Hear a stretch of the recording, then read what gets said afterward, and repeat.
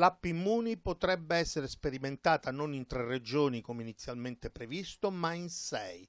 Si allargherebbe dunque il numero dei territori coinvolti nel test dell'applicazione per il tracciamento dei contagi da coronavirus. Il rilascio dell'app dovrebbe avvenire a inizio giugno, ma resta da chiarire se, fin dall'avvio della sperimentazione, sarà accessibile a tutti su base nazionale. Il provvedimento che prevede un Super Election Day con regionali, comunali e referendum per il taglio dei parlamentari resta in discussione. Il via libera della Camera slitta all'8 giugno. I governatori ribadiscono il loro no al voto in autunno. Quello della Liguria, Toti, dice se non si vota a fine luglio, il 6 settembre è la prima data utile.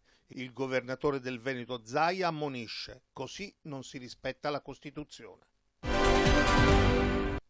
Ciro Indolfi, presidente della Società Italiana di Cardiologia, ha detto che nella settimana 12-19 marzo, durante la pandemia di Covid-19, la mortalità per infarto è triplicata, passando dal 4,1% al 13,7%, a causa della mancanza di cure e riduzione dei ricoveri del 60%, o dei ritardi causati dalla paura del contagio per il 39% degli infartuati.